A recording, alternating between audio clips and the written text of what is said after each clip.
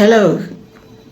In my last video, we started a discussion where we spoke about being proud.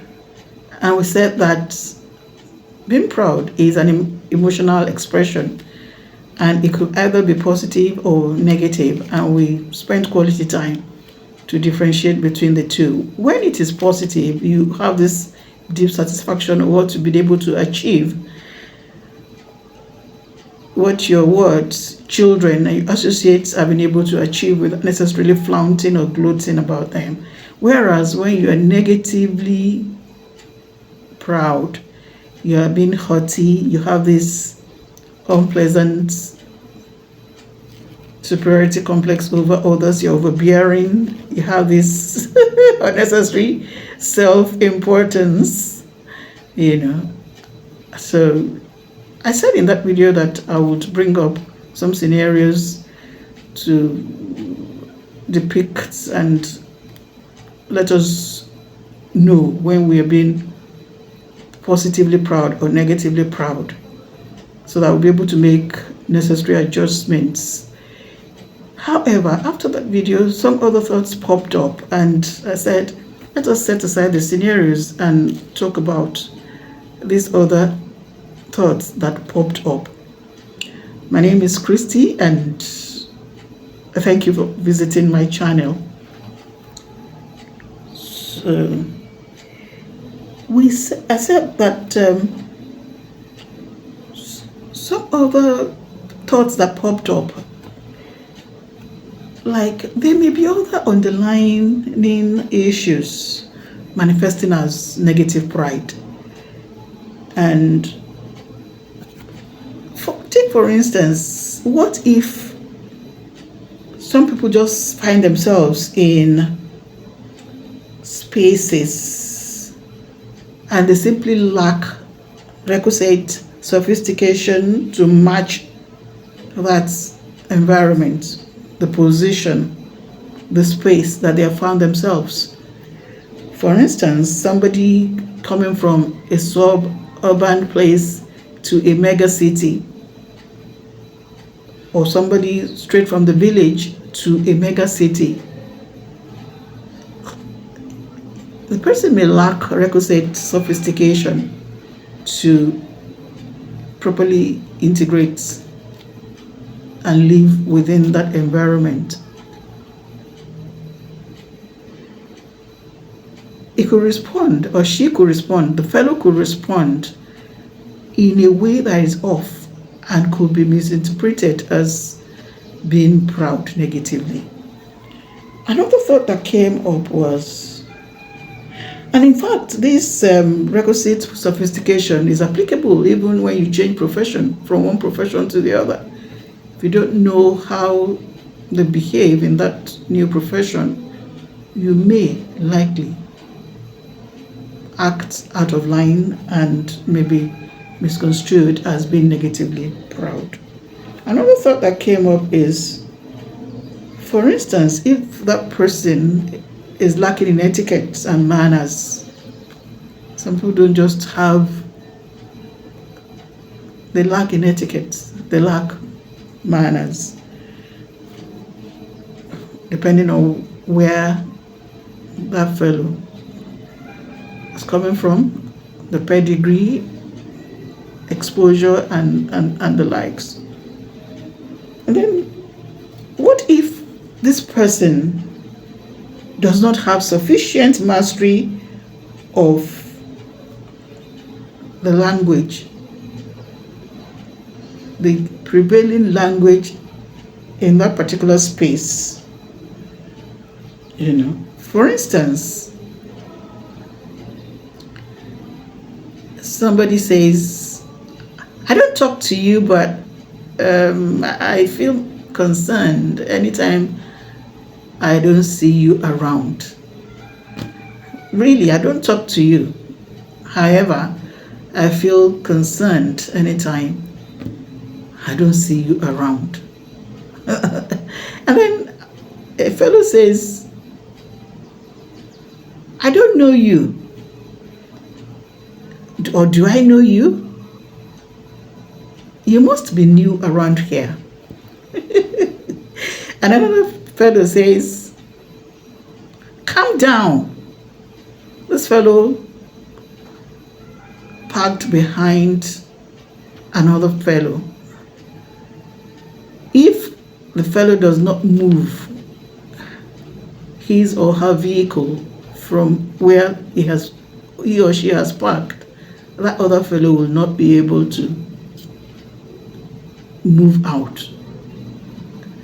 And then the fellow was already sitting down. The fellow that was locked in was already sitting down behind the wheels. In fact, that was the reason they went to call this other one blocking that fellow from wherever he or she was. And then you got to that place and you were chattering away with some other people, maybe, I don't know, some careless talk. And then the person called your attention. You said, calm down. Calm down. I mean, this could be due to, you would agree with me that these are very unsavory ways of communicating with another person. On the other hand, the person may actually lack mastery of language prevailing in that particular space. And then another thought that popped up was the fellow may be lacking in social intelligence. And what does it mean? I mean, what does social intelligence mean? It's the ability of a fellow to understand and navigate social situations appropriately, which will include social awareness, that is what is happening around you, and sensing how other people feel. Having known all this, you cannot place yourself appropriately in the most appropriate manner that you will not be offensive, unnecessarily. And then social intelligence is active listening, you're paying close attention to what others are saying instead of waiting for your turn to speak. You're just waiting for your turn to speak. Instead of listening, you're that pressing your phone, or you're filing your nails, or you're just doing something to tell the person speaking and the people around that let him or she just quickly finish whatever it is he's saying or she's saying, so that you can say whatever it is that you want to say. And of course, empathy and all. But these two for me are very important, where you need to place yourself appropriately in the space you have found yourself, so that you don't become a nuisance. And then when you need to actively listen to what people are saying, you don't close your mind. You don't feel that whatever it is that you want to say is the most important thing, so everybody should just rush over whatever he or she wants to say, so that you can see what it is that you want to say, whatever it is. That's social intelligence. And like I said, these thoughts popped up, these 4 thoughts. People lacking requisites for sophistication, people lacking etiquette and manners, insufficient mastery of the language prevalent in that particular space, and then inadequate social intelligence. Yes, the beautiful thing about all of this is that all of this can be corrected. Again, it's going to border on you. You have to submit yourself to learn. Still a question of you submitting yourself, and that borders on pride again, because a proud person is unwilling to learn. So all this can be corrected if you are willing, and if you actually submit yourself to learn. How? You ask questions, you observe. Indeed, before you get into that space, you do research, not the gym research. Ask questions, observe. You can read literature about that place. It doesn't have to be anything too academical or something. Just read, get to know about the environment that you're going into, about the space that you're moving into, about the language.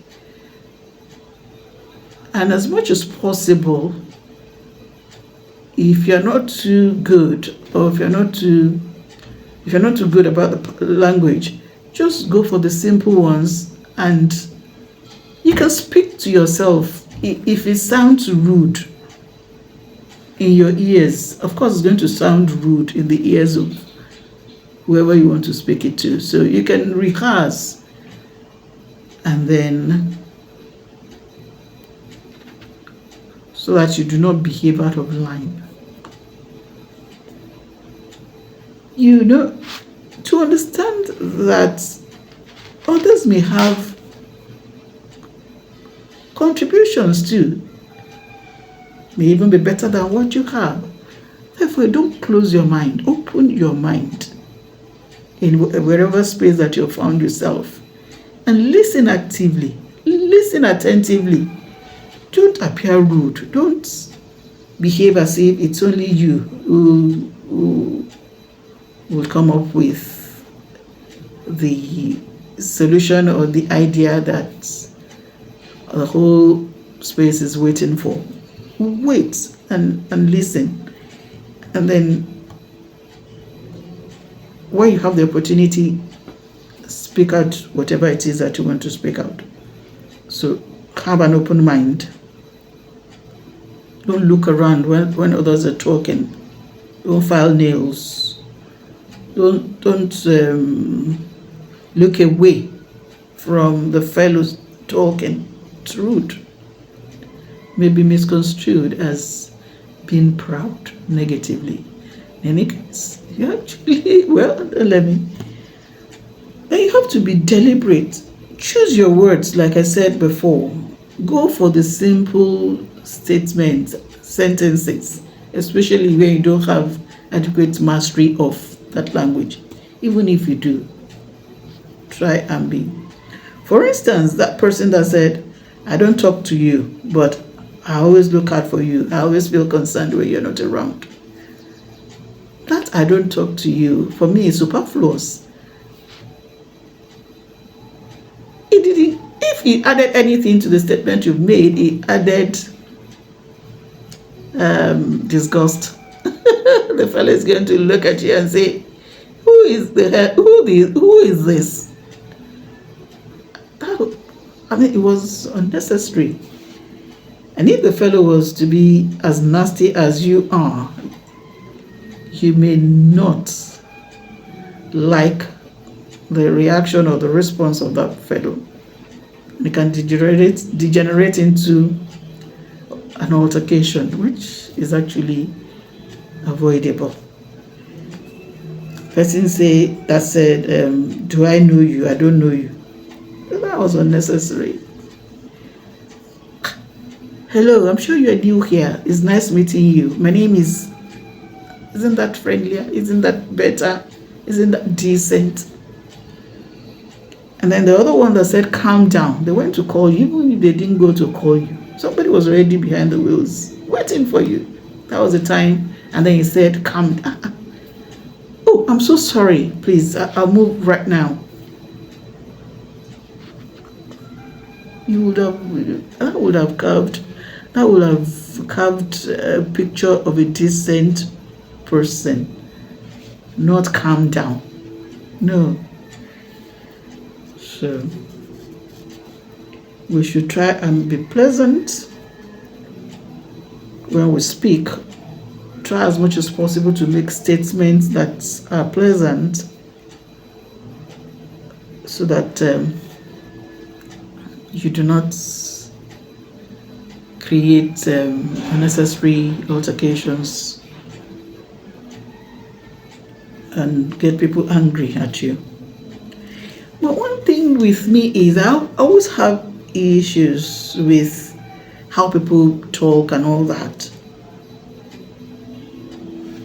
Because these same people, if they were to be talking to their benefactors, especially when the stakes are very high, you can never find them talk in any unsavory manner to their benefactors. You can't. Therefore, I want to believe that they choose to be nasty. They choose to be nasty. Because if they know to differentiate how they talk to their benefactors or potential benefactors, they dare not talk anyhow. They are careful, they are respectful and all, and then you just carelessly just throw anything at some other people, then it means that you're being nasty. It's a selective attitude of yours which you need to attend to. You need to correct it. I think it's wrong. It's wrong. So I'd like us to look at the downside of being proud, especially when it's negative, because there are consequences, really. You may lose goodwill. Most likely, you even lose goodwill. A decent person that doesn't show traits of being proud negatively could achieve more at less or minimal cost. Goodwill. You may lose it because you are negatively proud. You may lose relationships. You may even lose business investments. There's this negative aura that comes out of you, and it will make people avoid you.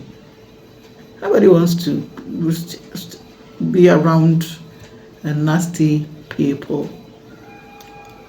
So whether you are negative or you're positive, please know that it's safer to be modest. Be less talkative. Be less talkative. Consider all the things you may lose, even much more. I'm just stopping at that.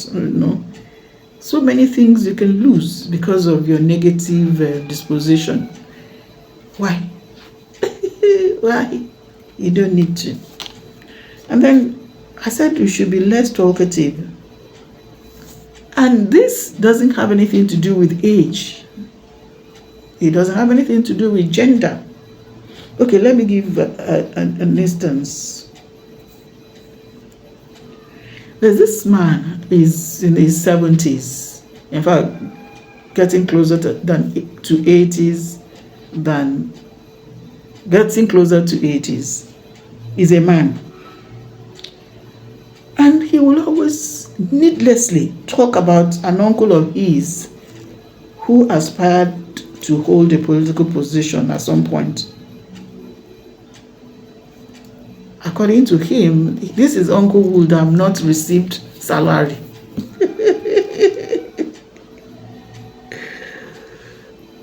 And he will still go ahead and talk about the properties this uncle has in the major cities in the country. And we even go as much as give you the net worth of this his wonderful uncle. His uncle is late now. Where he will go ahead and give you information, unnecessary information, unwarranted information, the net worth of this his uncle, the many houses, many properties, and all that. Of course, people later found out that this his wonderful uncle was in the parliament at some point. Now the Gbeborons have things to feed on. Have you heard that fellow's uncle, let me call his name Shino. Shino's uncle a man, Shina is almost 80 years old, man. That is uncle that he is always talking about. No wonder. He was in the parliament at some point. You can imagine. In this country, somebody was in the parliament. So definitely, that his uncle wanted to give back to the society.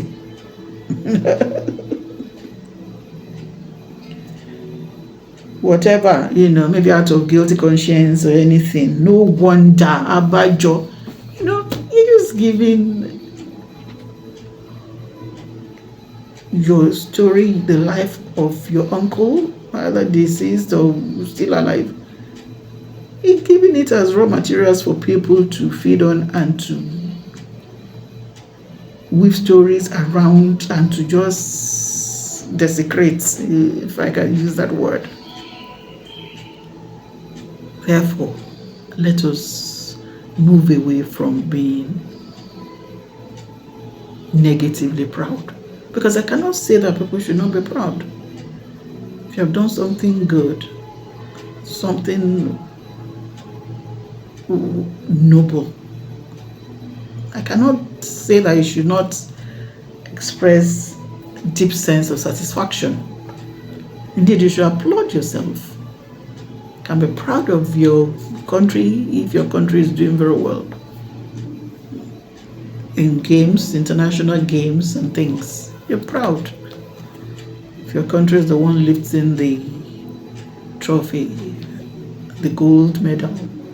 And of course, you're proud of the athlete. You're proud of somebody who's made straight A's. So there's nothing wrong in being proud.